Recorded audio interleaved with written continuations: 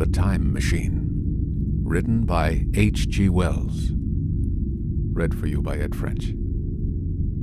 Chapter 11. The Palace of Green Porcelain. I found the Palace of Green Porcelain, when we approached it about noon, deserted and falling into ruin. Only ragged vestiges of glass remained in its windows, and great sheets of the green facing had fallen away from the corroded metallic framework.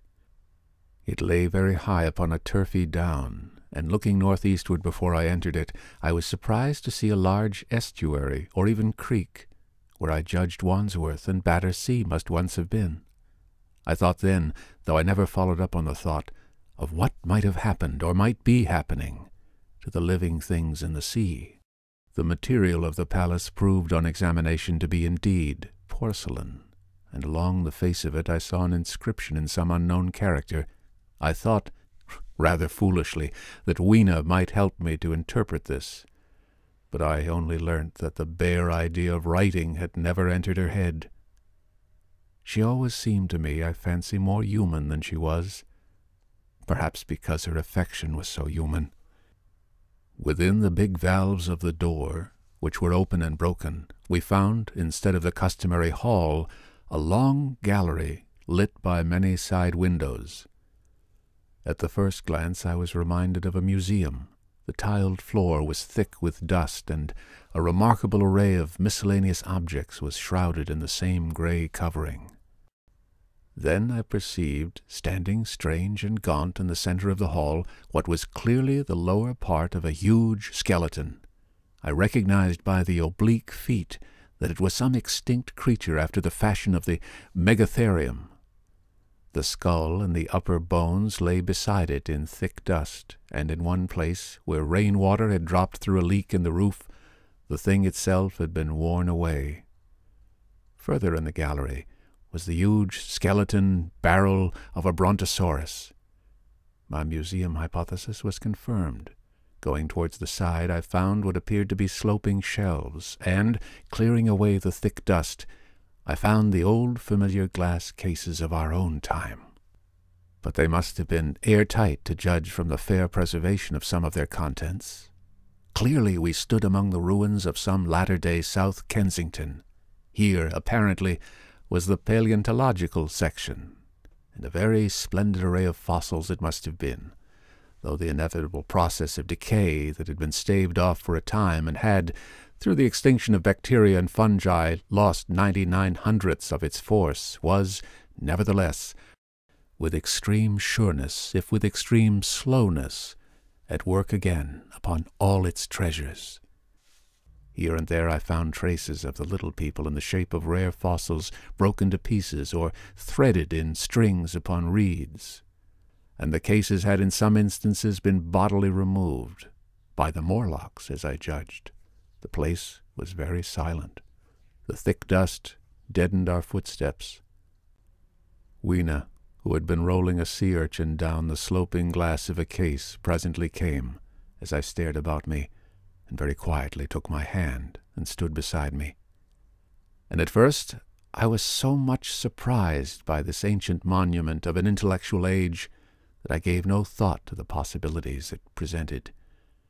Even my preoccupation about the time machine receded a little from my mind.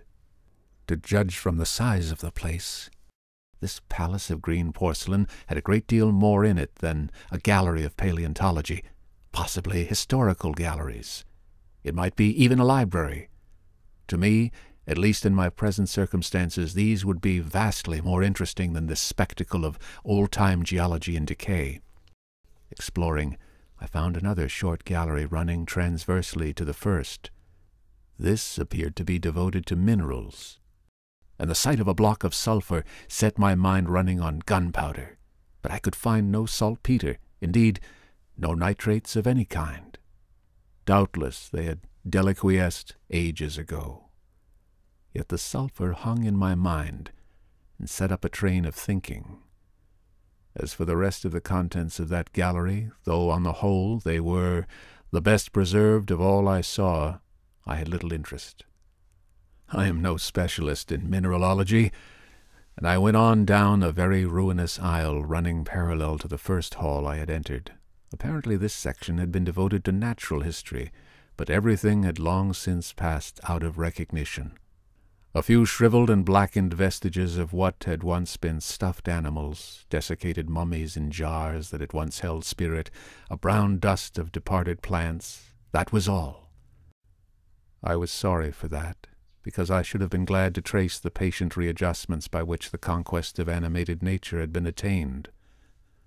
Then we came to a gallery of simply colossal proportions, but singularly ill-lit, the floor of it running downward at a slight angle from the end at which I entered.